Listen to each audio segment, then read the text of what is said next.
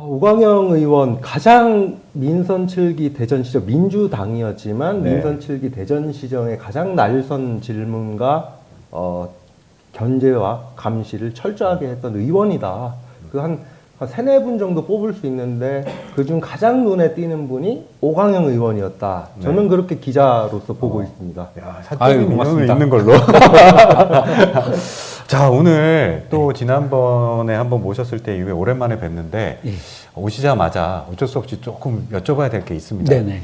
같은 당이 어떤 네. 한 분에 대한 얘기를 좀 여쭤볼 수밖에 없는데 이상민 의원 탈당했네요. 예. 예, 어떻게 평가하십니까? 제가 제 페이스북에 쓰기도 했었는데요. 네. 사실 이상민 의원이 탈당한 것에 대해서는 예측했던 일이고, 그분의 정치 역정을 보면은 이번 처음이 아니지 않습니까? 이전에도 탈당을 했던 경력이 있고, 사실 그분은 자기 정치를 위해서 여러 가지 스스로 핑계를 만들면서 정치를 해왔던 것 같습니다. 그런 걸로 볼 때는 잘 하셨다.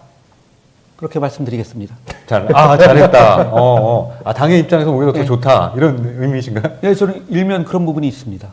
네, 그렇군요. 근데 이제 그분이 혹시나 이제 아직 무소속인데 저쪽 당에 이제 혹시 가시면은 네. 민주당에 있을 때 같이 아주 날선 그런 비판을 하실런지 그걸 좀 지켜보겠습니다. 이거 혹시 뭐 민주당의 큰 그림 아닙니까? 트로이의 목마루 이제 국민의힘에 심어놓는 그런 또. 네, 알겠습니다. 예, 예. 자, 그러면 이제 지난번, 아까 이제 오셨을 때도 제가 언급을 하긴 했는데, 지난번에 이제 이재명 대표가 단식할 때 동조 단식을 네네. 14일간 하셨어요. 예, 그랬죠. 네네. 그때 이제 단식하시면서 뭐 여러 가지 생각도 있으시고, 나름대로 느끼신 바도 있을 것 같은데, 네. 예, 그때 단식을 통해서 좀 성과가 있었다면 어떤 부분들이 있을까요? 가장 큰 성과는 사실은 도도한 민심의 흐름을 확인했던 겁니다. 네. 그때 당시 14일 단식하는 과정에서 단식하는 농성 텐트에 연인원 한 500명 정도가 방문을 해주셨거든요. 네. 그 과정에 보면은 시민들도 있었고 또 당원들도 있었고 와서 이구동성으로 하는 얘기는 이제 두 가지였어요. 정말 살기 힘들다. 정말로 윤석열 정부 해도 너무한다. 이거 가만두면 안 되겠다. 이제 이런 것이 하나였고 그 두 번째는 그러기 위해서는 민주당이 정말 스스로 혁신을 해서 그 혁신을 통해서 국민들의 지지를 좀 받고 총선에서 승리하고 그래야지 지금 윤석열 정부에 의해서 무너져가는 나라가 그나마 좀 지탱이 되지 않겠는가. 이제 이런 것들이 민심이었습니다. 그거를 14일간 제가 정말 굶으면서 몸소 그 속에서 확인한 것이 가장 큰 성과라고 할 수 있습니다. 네. 그리고 이게 또 비슷한 질문을 드려서 제가 좀 죄송스럽긴 한데, 네. 그 이상민 의원 따라서 시의원, 구의원들이 탈당을 했어요. 총 4명이. 네. 이게 보통 시의원, 구의원들이 그러니까 일반 시민분들이 좀 궁금해하실 것 같은데 국회의원이 자기가 뭐 소위 말해서 그냥 친분이 있다는 표현으로 그냥 순화하겠습니다. 네. 그런 분이 탈당을 했다고 해서 시의원, 구의원까지 이게 탈당하는 게 보통 그런 기초 단계에서 자치의원들의 그쵸. 그런 네. 일반적인 모습인가요? 궁금하기도 해서요. 대한민국의 참 정치의 슬픈 현실 중에 하나죠. 네. 예를 들어서 저 같은 경우에 지난 대선 때 네. 같이 있던 국회의원인 조승래 의원과 저는 다른 길을 갔습니다. 네. 저는 이재명 그 당시 후보를 일찌감치 지지를 해서 대전 상황실장을 맡아서 좀 하고 있었고 조승래 국회의원은 정세균 후보를 지지를 했었죠. 이제 그 과정에서도 엄청나게 많은 질시 혹은 우려 뭐 이런 것들이 있었어요. 이게 왜 그런가 하면은 국회의원과 시구의원과의 그 관계라는 것이 대한민국 정치에서 공천과 맞물려 있기 때문에 그럴 수밖에 없다라고 다들 생각을 하는데 그게 뭔가 하면은 가치를 쫓지 않는 그런 정치를 하기 때문에 그렇지 않은가. 그래서 저 SNS에 그 유성 의뢰 시구위원들한테 떠날 것인가 남을 것인가 뭐 고민할 때 가치를 쫓는 정치를 해야 된다라고 저는 말씀을 드렸는데 관계의 정치가 아니고 정말 가치의 정치를 해야 된다고 생각을 합니다. 네. 저도 한 가지 질문 있습니다. 네네. 어제 정당 공천제라는 게 지방자치를 저해한다는 의견이 오래전부터 쭉 있었습니다. 그 구의원, 시의원들을 공천하는데 국회의원들이 역량. 그 만약에 국회에 입성하신다면 이 정당 공천제라는 이 국회의원의 특권이라면 특권을 내려놓으실 수 있을지 또 그런 활동들을 하실 의향이 있으신지 좀 궁금합니다. 저는 시구의원도 뭐 정당 공천하지 않고 그냥 정당 소속이 아닌 방식으로 뽑았던 적이 있었거든요. 기초의원을. 근데 저는 그것에 대해서는 동의하지 않고요. 사실은 정당의 이름을 가지고 정당의 지원을 받고 그리고 그 책임지는 정치를 하기 위해서는 저는 시구위원도 정당 정치를 해야 되고 정당에 소속돼 있어야 되는 것이 맞다고 생각을 하는데 다만 국회의원과 시기의원의 어떤 그 관계를 마치 종속적인 걸로 규정하는 거, 이 부분은 좀 필히 개선을 해야 된다 이렇게 생각을 합니다. 그거는 다양한 방법이 있을 수가 있거든요. 그래서 그 공천 방법의 문제지 이게 정당에 소속이 되어 있느냐, 뭐 무소속이냐 이런 문제는 아닌 것 같습니다. 네. 얼마 전에 출판 기념회 하셨죠? 아닙니다. 이제 할 예정이에요? 예, 내일입니다. 내일. 내일인가요? 예, 예. 아, 네. 내일 어떻게 많이들 오신다고 하시던가요? 예, 제가 여러분들한테 전화를 해서 와서 좀 용기를 주십사 하고 말씀을 드렸는데 많은 분들이 흔쾌히 그래 5강령에 가서 응원할게 그런 분들 많이 계십니다. 네.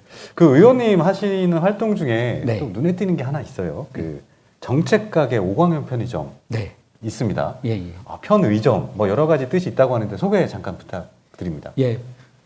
요 앞에 제가 준비를 해왔습니다. 아, 이거 준비해 오셨어요? 예. 여기 보시면 여기 그러시군요. 보시죠. 네네. 편의점이라는 거를 제가 차리게 된 계기가 그렇습니다. 국회의원 출마를 결심을 하고 나서 주민들을 어떻게 만날지 고민을 하다가 주민들을 직접적으로 만날 수 있는 어떤 방법을 한번 찾아보자 그래서 이제 편의점을 개설을 하기로 하고 길거리에 아마 자료화면이 나갈 텐데 길거리에 천막을 치고 네. 주민들을 직접 만나는 그런 편의점을 만들었습니다. 왜 편의점이라고 이름을 붙였는가 하면은 이름을 차용한 건데 네. 약자의 편, 정의의 편, 진실의 편에서 의리를 지키는 정치를 하겠다라고 하는 네, 네. 그런 뜻으로 편의점 그렇게 이름을 제가 지었습니다. 어떻게 취지대로 운영은 잘 되고 있나요? 이게 편의점을 할 수 있는 법적 시한이 네. 오늘까지입니다, 사실은.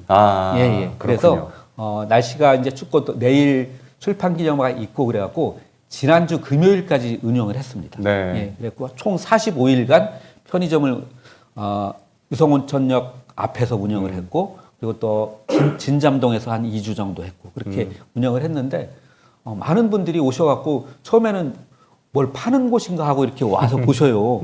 근데 이제 실제로 파는 물건이나 이런 건 없고 서명을 받고 또 제가 명함을 드리면서 제 소개하고 그러니까 5강령의 비전을 팔았죠. 지나가시는 분들은 무슨 부동산 분양 사무소인 줄 알았어요. 그런 오해가 좀 있었죠. 네. 5강령의 비전을 팔았고 주민들, 이게 시민들의 그 애환 네. 그리고 시민들의 요구를 제가 샀습니다. 이런 거 뭐 고쳐야 돼 막 그런 말씀을 하시거든요. 네. 그건 제가 산 거고 또 저는 이런 사람입니다 이렇게 말씀드린 것이 제가 팔은 거고 또 이런 정책 하겠습니다. 그걸 팔았죠. 그러면 주로 어떤 정책들, 요구사항들, 시민들의 니즈는 어떻게 파악하셨나요? 가장 많은 거는 경제입니다. 먹고 살기 힘드니까 이거 정치하는 사람들 막 싸우는 모습 이런 거 말고 정말 서민을 위해서 경제를 살리는 그런 일들을 해달라는 것이 가장 많은 그 이해와 요구였습니다. 그리고 또 하나는 이제 뭐 제가 홍범도 장군 그 서명을 받았거든요. 흉상이점 반대 서명을 받았는데 이런 거 하지 말라. 지금 때가 어느 때인데 말도 안 되는 이런 거 하느냐. 지금 그 국민들은 지금 경제적으로 너무너무 그 고통스러운데 이런 거에 몰두하지 말라. 뭐 이제 이런 요구를 많이 했습니다. 약간 뼈아픈 말이 될 수도 있을 것 같은데, 근데 사실 이제 의원님 같은 경우는 이재명 대표의 약간 뭐 키즈라고 표현하기는 좀 신뢰가 될 수 있겠지만, 네네. 이재명 대표를 지지하는 것이 본인을 대표하는 이미지의 한 축입니다. 네. 어떻게 보면 그런 면에서 보면 지금 컨텐츠는 상대적으로 좀 약한 게 아니냐라는 비판이 있을 수 있을 것 같은데 거기에 대한 준비, 오강원 편의점 같은 것도 그 일환으로 제가 보이기는 하는데요. 네네. 본인의 강점, 유권자들에게 좀 내세울 만한 부분들 어떻게 준비하고 계시고 어떤 것들이 있는지 좀 궁금합니다. 제가 사실은 이제 그런 오해가 있습니다. 그러니까 이재명 퀴즈, 뭐 친명, 뭐 이런 걸로 저를 규정을 하고 있는데 맞습니다. 그거는 이재명과 친하다라는 것은 저는 인정을 하는데 저는 제가 친명이라고 분명하게 그 당당하게 얘기할 수 있는 것은 단지 이재명과 친해서만이 아니고 이재명이 추구하는 그런 억강부약과 효능 있는 정치를 제가 그동안에 해왔고 앞으로 할 사람이라는 그런 자부심이 있습니다. 네네. 제 경력을 보면 아까 그 신성재 기자님 말씀하시는 과정에서 그런 부분이 있었는데 저는 정치에 입문하기 전에 역사 정의를 세우기 위해서 뭐 민족문제연구소 활동을 했다든가 뭐 현충원에 있는 그 친일파 파묘를 주장을 했다든가 또 통일운동과 관련된 여러 활동들을 했고요. 그리고 정치에 입문하고 나서는 제가 4년 내내 을지로위원장을 했습니다. 네. 대전시당 을지로위원장을 하면서 사실은 책상 위에서 뭐 책상 앞에서 앉아서 하는 일들보다 거리에서 노동자 만나고 서민들 만나고 상인들 만나고 그 만난 것을 가지고 와서 공무원들이랑 책상 앞에 앉아서 문제를 해결하기에 노력을 해왔거든요. 실제로 그런 일을 해왔다는 것이 저한테 가장 큰 장점이고 그런 것들이 정치의 효능감을 살려서 실질적으로 서민들의 삶을 바꾸는 그런 정치를 쭉 해왔고 그게 이제 이재명의 정치였거든요. 네. 이제 그런 거를 같이 하고 있다라는 것이 저는 저한테 큰 장점이고 자부심인데 단지 이재명과 친한 거 이것이 큰 장점은 아니라고 생각을 합니다. 저는 네. 네, 실제로 네. 어쨌든 대전시의회 의원 하면서 의정 활동도 충실히 했고 네. 그런 만큼 이제 국회에 들어가면 어쨌든 새로운 법안도 이제 발의하시려고 하는데 경험은 충분히 쌓았다고 보여집니다. 근데 그 의정 활동 민선 8대 의회에서 의정 활동하면서 가장 눈에 띄는 본인 강점 조례라던가 그런 걸 소개해 줄 게 있다면 어떤 게 있을까요? 뭐 워낙 많아가지고 이거 고민이 되는데 일단 제가 약자를 위해서 했던 그 활동들이 많이 있습니다. 뭐 코로나 시기에 재난기본소득을 해서 지급을 해야 된다라고 주장을 해서 뭐 결의안을 내고 시정 질문하고 뭐 그래서 실제로 실현이 됐었고요. 또 노동자들을 위해서 노동권익센터를 뭐 만들고 제가 주장을 좀 했고요. 그리고 이동 노동자 쉼터 지금 운영이 되고 있거든요. 네. 그런 것도 제가 열심히 좀 해서 한 것들. 또 실질적으로 카이스트 학생들이 교내를 통과하는 버스를 좀 만들어 달라고 여러 민원이 있었거든요. 근데 실현이 되지 않다가 저가 산업건설이 있으면서 특구 1번 버스를 만들었습니다. 무선 충전되는 버스를 만들어서 지금 현재 2대가 운행이 되고 있고요. 이제 그런 거 실제로 제가 이루어낸 성과들은 상당히 많습니다. 네. 자, 근데 이제 출마를 하시려고 하는 지역구가 만만치가 않습니다. 네. 지금 유성갑은 뭐 현역 조승래 의원이 떡하니 버티고 있는 곳인데, 네. 약간 무모한 거 아닌가라는 걱정도 있습니다. 그런 말씀 하시는 분들 계셔요. 네. 근데 저는 그런 얘기 들으면 무슨 얘기 하는가 하면 걱정 마시라고. 재선이든 사선이든 뭐 육선이든 그 시대에 따라서 요구하는 정치인이 달라진다. 지금 요구하는 정치인은 오광영 같은 정치인이다. 네. 저는 그렇게 생각을 합니다. 네. 어떤 얘기인가 하면은 실제로 국회에서 힘있게 투쟁하고 뭐 야당 의원으로서 뭐 이런 거를 할 수 있는 정치인이 과연 조승래 의원인가에 대해서는 저는 의문을 갖고 있습니다. 저 같은 경우에는 윤석열 정부가 한 3년 남았어요. 내년 24년도 총선하고 나서도 임기가 3년 정도 남았을 텐데 야당 의원으로서 일도 잘하고 또 정부 여당에 대해서 분명하게 싸울 거는 좀 싸워내는 그런 국회의원으로서 저는 충분히 준비가 되어 왔고 이전의 활동을 통해서 검증이 됐다고 생각을 합니다. 이 부분을 유권자들, 당원들한테 충분하게 어필을 하면은 가능성 충분히 있다고 생각을 합니다. 네. 자, 그럼 이제 국회에 혹시 예. 입성을 하게 되는 낭보가 들린다면 네네.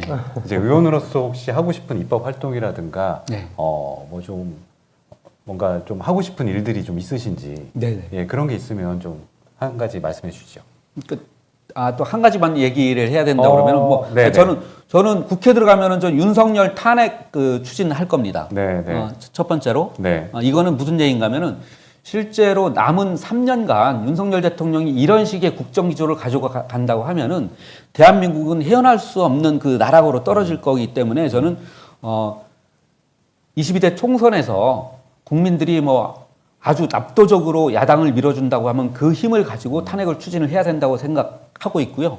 그리고 추진할 법안 뭐냐 이렇게 하면은 첫 번째로 저 같은 경우에는 한 두 가지 들 수가 있는데 네. 실질적으로 국민들의 삶을 개선하기 위해서 온통 대전 부활시키는 지역화폐, 법제화 네. 뭐 이런 거를 좀 법으로 딱 만들어서 이거를 예산을 의무적으로 편성할 수 있게 해서 주민들의 삶이 실질적으로 개선되게 좀 해야 될 거로 생각을 하고 또 하나는 민족연기를 좀 바로잡아야 됩니다. 우리 현충원에 그동안에 역사전쟁 하면서 뭐 홍범도 장군을 비롯해서 독립전쟁 영웅들 흉상을 이전을 해야 된다고 막 엄청나게 윤석열 정부가 푸시를 했었는데 결국 이제 못하고 있지 않습니까? 이게 왜 그런가 하면 민족정기가 제대로 잡혀있지 않기 때문에 이런 준동들이 일어나는 거라고 생각을 합니다. 그렇기 때문에 현충원에 있는 친일파 묘 이장하는 뭐 이런 네. 법안들 지금 계류가 돼 있는데 그거 제대로 못하고 있습니다. 그런 걸 꼭 해보고 싶습니다. 먼저. 네. 오광영이라는 사람 모르는 분도 좀 많이 계시고 그렇습니다. 근데 제가 길에서 시민들을 만나서 느꼈던 가장 큰 것 중에 하나는 뭔가 하면은 시대가 요구하는 정치인은 우리가 많은 선수를 쌓았거나 아니면은 홈 잡고 다니는 그런 정치인이 아니고 정말로 시민들과 국민들과 호흡하면서 그들의 가려운 부분이 무엇인지를 직접적으로 듣고 그거를 실현해 나갈 수 있는 앞서서 나가서 안 되면은 정말 머리라도 깎고 싸울 수 있는 그런 국회의원들이 필요하다라고 생각을 하고 있습니다. 시민들은 그것을 요구를 합니다. 그런 부분에 가장 적합한 사람이 저 오광영이라고 생각을 합니다. 그렇기 때문에 남은 기간 제가 한 2월 말 정도에 경선을 하는데 그 경선에서 오광영이 누군지를 확실하게 보여주기 위해서 열심히 노력하겠습니다. 많이 응원해 주십시오.